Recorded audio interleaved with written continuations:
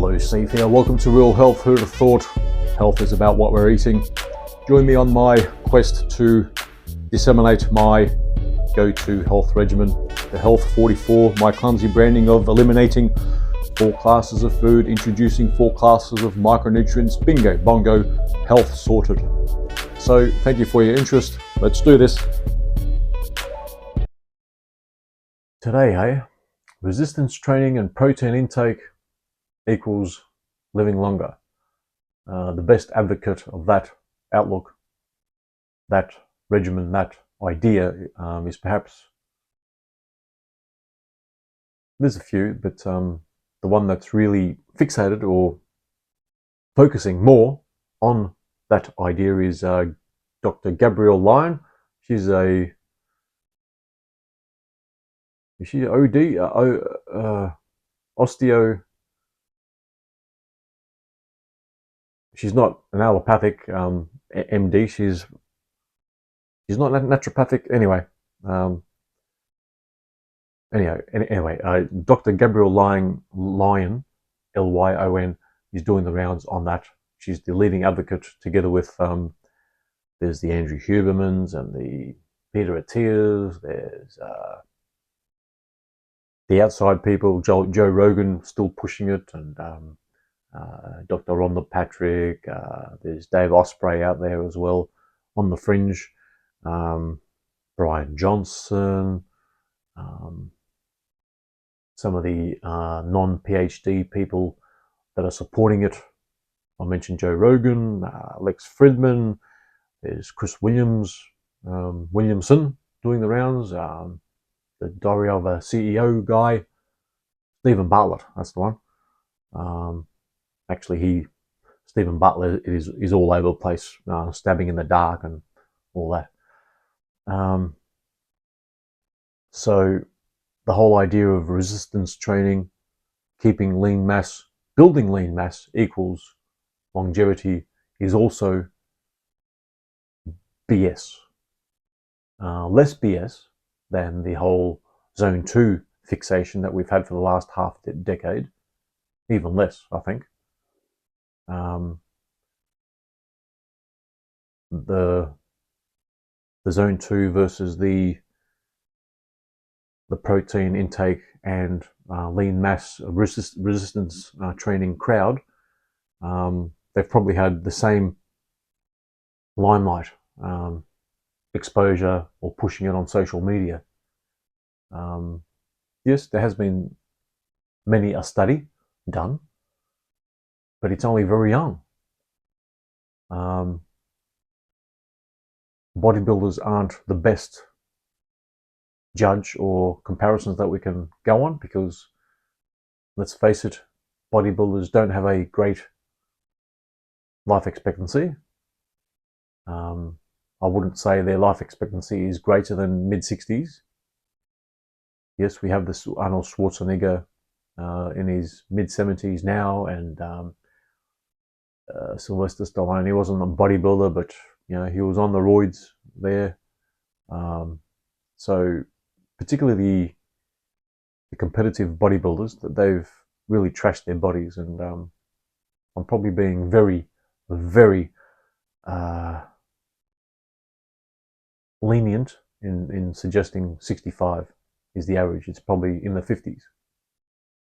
There's heaps of 18-year-olds, 25-year-olds, 44-year-olds that are dying all the time from the competitive bodybuilding world. So let's forget them. The normal crowd that do the resistance training, doing their squats and their bench press and their sumo deadlifts and all that sort of thing. That's cheating. Those sumo deadlifts are cheating. Anyway, I've done some deadlifting, and it's not pleasant. I don't do it. I did it for a few months there when I was testing out how I'd go if I went to a gym. Didn't enjoy it. I've got an okay physique just doing sometimes less than a minute out in the calisthenics rig I got outside. I'm injured again In past episodes, I referenced a torn pectoral major. I was out for 6 weeks, and then as I was building myself back up, just spending half a minute out there, I did a pull-up, and I did something to my armpit area in the shoulder. I'm out. I'm out again, so I can still do a little bit of push. So yes, I do engage, but it's not like half hour, 1 hour sessions. It's 1 minute, barely, each day.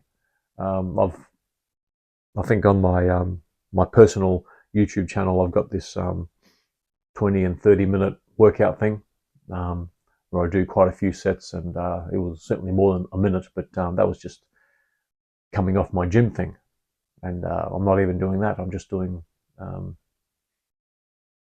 couple of pull-ups, a couple of dips, maybe work my way into a muscle up at some point. So that's my disclosure there. It'll be good to do a planche at some point for those people that know their skills required for a planche. I'll probably have to increase my workload to get that going, because I'm 6 foot with heavy legs, so it probably never happened at my age anyway. That's what they say. I'm agreeing there. I'm agreeing. So it's only very young, the whole fixation on lean mass, building lean mass, and increasing protein intake to facilitate the lean mass build to live longer. Because let's face it, many of these centenarians that got to become centenarians were always sedentary. They were always sedentary in their life. There's some interviews done to Okinawans where they've got their life expectancy in the 90s. That's coming down because there's a lot more gluten entering there, processed foods and the like. So they've got access to the SAD diet in Okinawa, so their life expectancy is and will go down. The Mediterraneans, it wasn't even high in the first place. Sardinia had a good life expectancy. That's what brought up all the other Mediterraneans. Southern Italians only lived to age 67-ish. Their life expectancy. Because, hey, all that pasta, it's gluten. And gluten, if your stomach acid isn't acidic enough, is going to damage the villi in your small intestine, which impairs your micronutrients absorption. So there's that whole idea is littered throughout my podcast series. So subscribe. Is that the first time I've mentioned that? Subscribe and listen to it. Yes, it's crappy quality. I've improved some of the quality, and it's still crap. But hey, I'm still putting it out there. It's working, and I'm now working on the visuals to compare myself to all the other PhDs and influencers doing the rounds. So even though I'm doing my minute in the backyard on the calisthenics rig, I'm serious, it's only a minute. Well, nothing now because I'm injured again. I had a broken thumb and I was out for 2 months with that too, so I haven't been doing much in the last year. So and I do take extra protein because I've had a lot of protein that I've bought. I'm just using it up. But once it's gone, no more extra protein. And by not taking more protein, and the way my diet is right now, at 95-ish kilos that I am at now, I would need to, they suggest, the protein people, that I need around, let's say, 180 grams of protein per day, and my couple of meals plus some of the organic caffeine-free coffees that I have. I've gone caffeine decaffeinated because caffeine leaches our minerals. So the exerciser that drinks coffee as well, even less micronutrients are getting in your physiology. So now I'm trialing that to see how I go. And that's been the last 3 months or so. Decaffeinated organic coffee has increased my spend on coffee by 700%. Anyway, so I'm just going to quickly calculate. I would only probably get to 150 or so grams per day if I took out the extra protein that I'm taking now. So with that extra protein that I'm taking now and have been for the last 4 years plus, is it 4 years? 21, 2, 3, 4, nearly 4 years. I'm into year 4, so I'm just shy of 4 years since I've started my whole longevity thing. They're my micronutrient suppliers, and how I've stumbled onto this Health 44 as well, which I'll, for the one-off listeners that think this is crap, I will let you know what that is in a moment. So the extra protein, how much? Through probably extra 100 grams. So I'm 2.5 times, 2.5 grams per kilo I'm taking at the moment. So is that keeping my, holding my physique? Is that producing the physique that I have now? Many suggest, let's assume that I work out a lot. It's barely registers as a bit above sedentary. Is it genetic? Was it genetic that I was nearly 180 kilograms at one point? I've shown in the past how I used to look. It wasn't pretty. So there's more value in lean mass because you're not sweating. That's the only value that I'm placing on building lean mass to live longer. As a logic assumption, logic conclusion, as my take. That's more accurate, my take, my opinion, and how I look. And let's compare notes to Gabrielle Lyon, Dr. Gabrielle Lyon, osteo. Is she osteo? It comes to mind. Anyway, not osteopath, osteopathic doctor. I think that's accurate. I'm sorry, Gabrielle, if I've stuffed that up. Very well-intended work she's doing. So let's compare notes in 30 years with Dr. Gab. She's not 50 yet, I don't think. She's probably, is she 45? I don't know. So same sort of age bracket. See how I mentioned the age bracket thing? All those people that I mentioned before that are in, did I mention them before? Like, I think I did. The Andrew Hubermans, Atias, all those PhDs doing the rounds on exercise and muscle building and that sort of thing. They're all in that age bracket where they start fixating on living longer. So let's compare myself and all those PhDs and the good influencers doing the rounds, even the Brian Johnsons out there, and let's see who does better. I will fully admit if I've just got cancer at the age of 83 and Gabrielle Lyon is doing better, I will fully go like this and I'll say, hey guys, I'd like to see what you get to, but I'm signing out, that sort of thing. So my epistemic humility will be there, and if some illness happened in the meantime, I'll be putting my hand up. It could happen, but let me say that the chances are much less versus doing exercise or doing resistance training and not supplementing right. And the supplementing right part is here. The Health 44. This is where I do the quick spiel. The Health 44 is eliminating 4 classes of micronutrients. The first 4 of the 44 eliminate gluten, oils, sugars, nitrates, nitrites, and then introduce or bring in the 4 categories of micronutrients, which there's 90 declared essential micronutrients. 60 of them are minerals, 16 vitamins, 12 amino acids, 2 essential fatty acids. And you will live longer by not lifting a finger.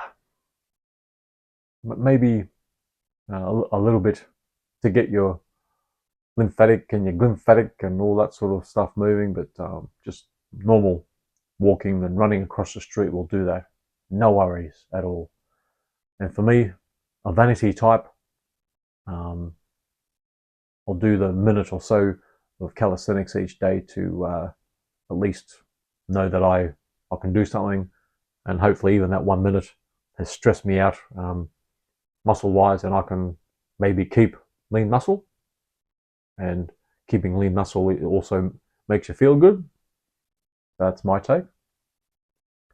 But if your lean muscle mass leads to sweating, you better supplement, right? In what I just covered, 90 declared essential micronutrients, and getting off the gluten especially, then you will live longer. With the extra protein and resistance training, that's only a 5% on top of that. I'd probably even go to 1% on top of the micronutrients issue. In digesting the micronutrients, absorbing it, and getting dependable daily supply for the rest of your life, that's where your highest efficacy will be in longevity.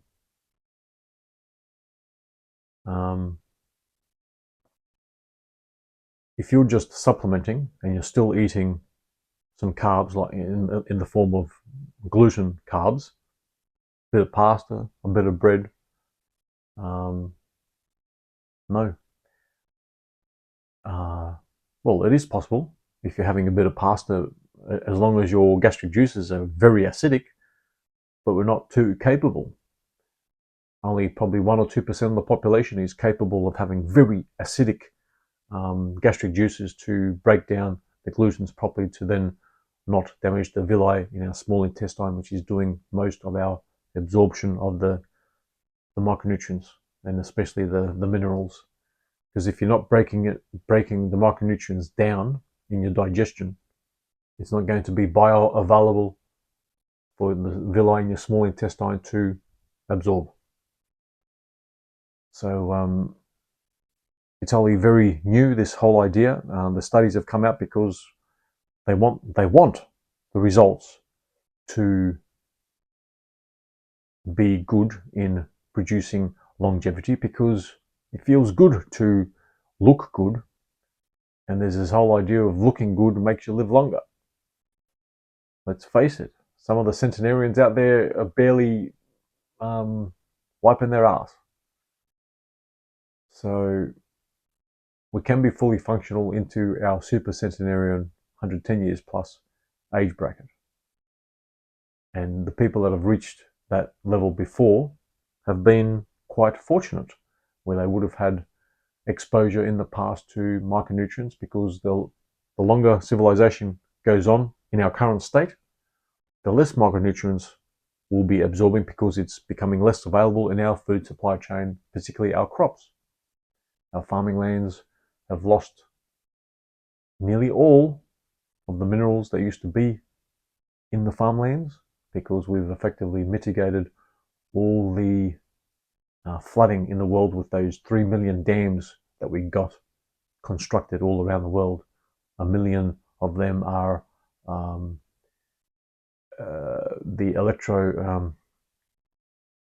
producing electricity, and 2 million of them are irrigation dams, and we've effectively eliminated flooding. You get the super floods from time to time, that's fair enough, but the seasonal flooding that we used to get, that's how we used to unintendedly get minerals in our soils. And it's too much work to take the silt off the farmlands where the flooding just happened, so they just till the silt into the soil, and it was lovely.